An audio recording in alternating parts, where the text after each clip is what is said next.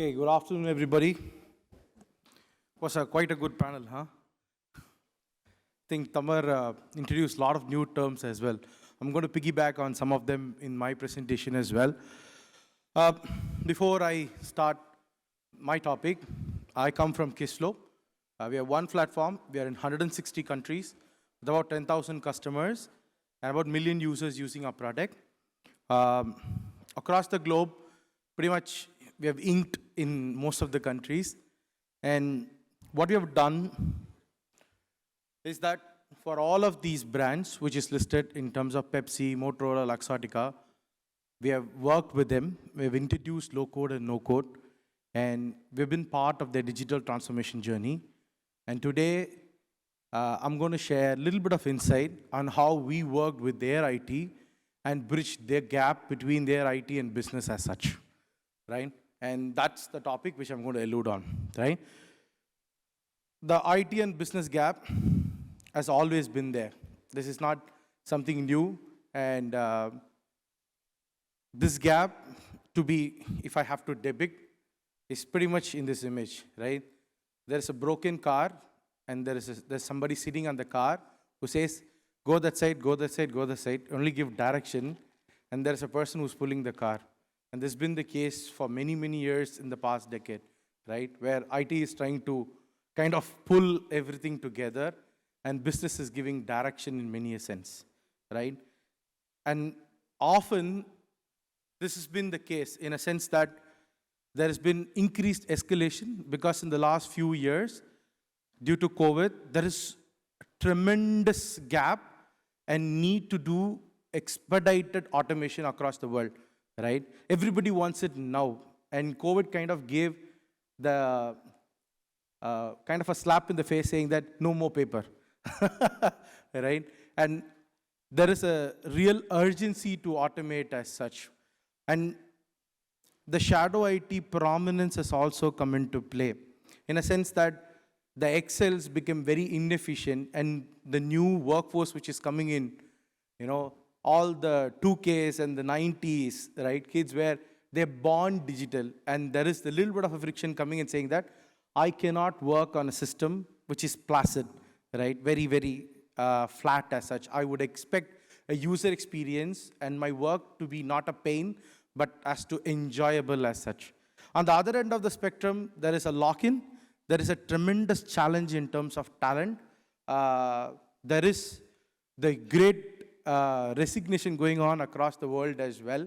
All of this is fueling this friction to more. In an ideal scenario, you would say everybody work together and kind of move the business in one direction.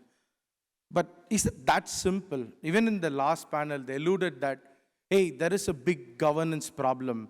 There is a big inclusivity problem, right? Not every problem a business can solve.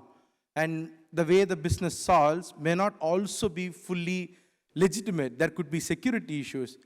In this case, right, if there is an engine problem, you would need a specialist to solve on it. Not everybody can do that. And if you're trying to change a tire, pretty much if there is a manual, anybody can do it, right, if they have the strength to do it. So what does this whole gap means? One, we need to be inclusive. Two, we need to find the right space and the right problem for them to solve. And what are we saying is that, what if we reimagine this whole process? What if there is a problem and a place and the right person to solve all of these problems? How we can fit everything in? Today, if you look at the work as a whole, one side of it, there are different problems. Because work happens at multi-level. There is a work group related problem where everything is collaboration based. There is a process or a departmental level problem where everything is structured. Then there is the multi-linked systems which are called apps, right? On the other end of the spectrum, you have different parties who are fighting for their space, right? There are process owners, there are teams, there are experts, there are end user who wants these experiences to be very rich and kind of the modern age as such. And they want to be part of the problem solving and not just be at the receiving end. They want to say in it. And then you bring in IT, because now these big big brother kind of a personality. IT needs to step in and put these problems to rest, right? And the world, as we see, should move into a unified work platform where there is a single platform, an inclusive way where everybody can find their own space to build and solve these problems, right?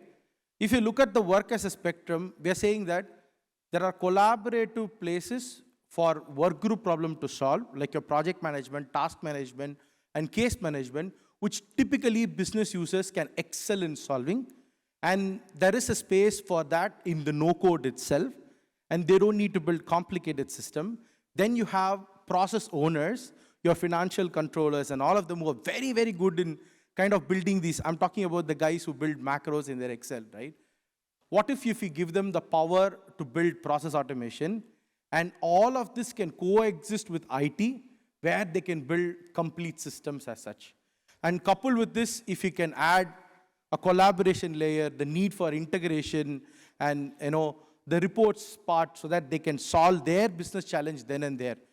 This is what we are saying as a unified work platform, where two problems are solved. One, the focal of the whole digital operation being part of digital transformation is to bring in harmony and not saying who solves the problem. It's about us saying how we solve the problem. It's more than a technology change, it's a cultural change towards this whole progression itself, right? For that cultural change to happen, we need a unified work platform.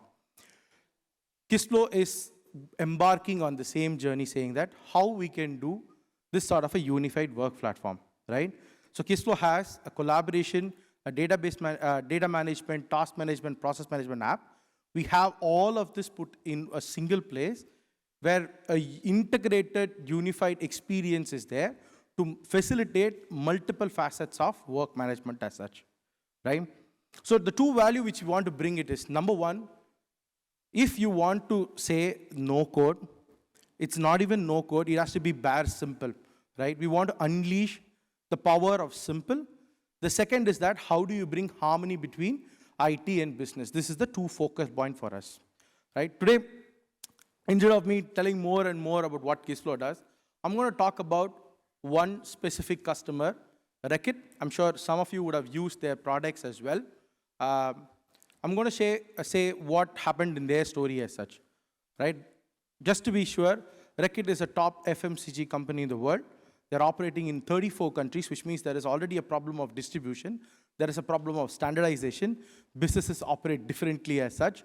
And then there is this extraordinary need to have a digital operation which has to be standard across the world. And they have a distributed workforce of more than 10,000 using the product, right? When they came in with the problem, they said they have a legacy system which is about to run, right? They were about to be decommissioned in 9 months. They have an ETL in terms of time. Then there are about 70 plus apps which were running across 34 countries, and they need to kind of standardize this whole journey. The other problem which they also had is that there is a rampant shadow IT. To just give you an example, they have a process called write-off, right? Which is whenever a goods gets damaged, you want to write it off. Every country was following different Excel of that, right? And everybody added different columns. It was very difficult for the central team to normalize the data as a whole itself, right? One of the key things they put on the board, their CIO, is that we want to really harness the power of citizen developers. I'm done with shadow IT. I want to really have a harmonious relationship. What we did is that we did 3 things. One, we really wanted to unleash the power of simple. What we did is that we created these champion groups in their organization. We went with them, we conducted workshop, told them how a citizen developer can skip these Excels and email threads, and how we can build a process or an app in Kissflow. It's as simple as that. And get the fear of being exposed or the lack of confidence first out of them. The second is that we also included IT part of these workshops so that they can get the first-hand experience in terms of them having the confidence that, hey, I have a champion set of users in business who can also build standard application that meets our kind of a fine-grained need. The third is that we built a program in their organization called One Organization, One Platform. If they are going to do any digitalization, they only think about one platform, which means the whole organization is piggyback on this particular part, and it's becoming a cultural change for them. They don't need to find something to solve the problem. They say, you have a digital operation problem, look at Kissflow as such. So that these are the three things which we kind of synergize in their organization to build it. The result is very simple. They have 80 plus citizen developers building applications for them, right? And today, they have 74 apps they released in the very, very first year as such. And in the second year, they've released another 50 plus applications. And I'm talking about 150 plus applications across 34 countries. There are language challenges, technological differentiation, yet this was able to, beyond all of it, there is a fanship. There is an end user fanship. They believe that their organization is going in a track where they are part of the problem solving, right? They are no more cribbing about these problems are not addressed. For business, the problem is always somebody has shot their foot. They want to solve it right now. And if that is the case, let them go and solve it. And IT is now acting as the layer of check. That is, if you're going to publish your first application, it goes through IT review process before it hits the market as such, right? And if there are some critical application which is coming in, IT takes the load as such. The second part, you will never know what applications which the business goes viral, right? And if there are certain things which the usage spikes, IT continues to monitor these applications, goes back them and standardize this application so that the scalability is there. The other aspect to this whole journey is what I said in the very first part. Most of the problems which the business talks about will be collaborative work group related problem. But often these work group related problem kind of extend into a process and then extend into an org-wide. Typically, if you go and ask a